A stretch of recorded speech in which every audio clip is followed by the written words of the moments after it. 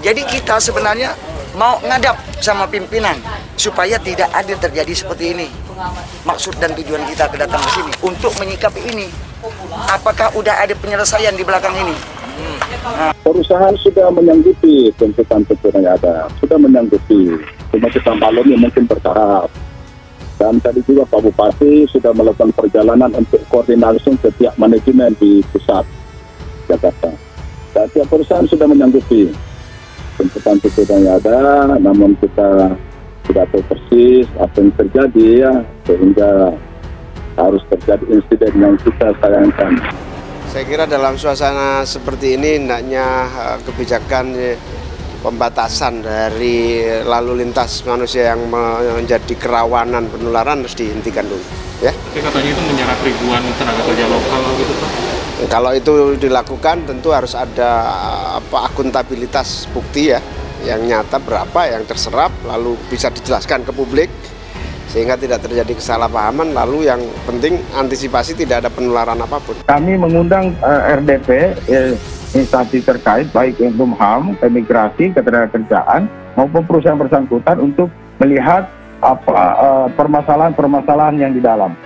Nah, kemarin sore kami masuk ke dalam melihat, karena ternyata memang ini kan masih suasana baru menuju ke new normal, di mana epidemi 19 ini juga harus menjadi acuan kita. Jadi saya masuk ke dalam, kemudian melihat kehadiran mereka itu 156 TKA, di mana 152 adalah tenaga asing, kemudian tim medisnya 4. Nah, di sini kemudian saya akan melihat kepada mereka karena ini adalah epidemiknya dari sana, Mas. Jadi kita harus hati-hati melihat. Jadi saya harus ambil dulu sampling, bukan berarti asal-asalan, tapi saya ambil dari 5 titik yang ada berdasarkan objektivitas. Saya lihat mereka pakai visa 1-2.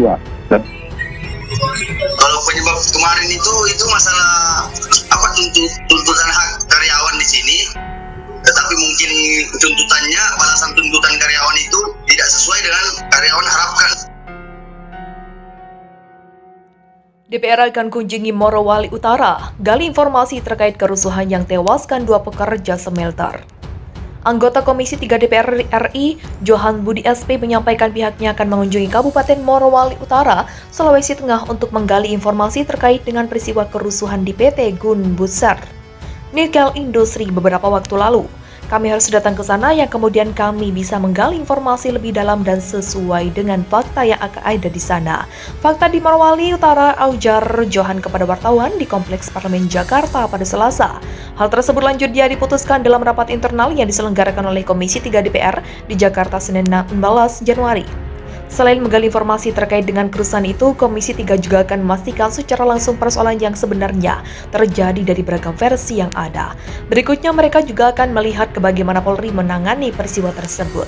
Usai kerusuhan terjadi, saat ini Kepolisian Daerah Sulawesi Tengah menyebutkan tenaga kerja Indonesia dan tenaga kerja asing di PT GNI sudah berdamai. Mereka pun mulai membaur bekerja. Kedua belah pihak sudah membaur secara harmonis melaksanakan aktivitas sesuai bidang pekerjaan masing-masing, kata Kepala Bidang Hubungan Masyarakat Kabid Humas Polda Sulteng Kombes Pol Didi Supronoto di Palu Selasa. Ia lalu mengemukakan hari pertama GNI kembali beroperasi diikuti 2.963 karyawan yang terdiri atas 350 TKA dan 2.613 TKI berdasarkan pantauan petugas yang melakukan pengamanan di kawasan itu. Hingga sore ini situasi di sana berjalan kondusif.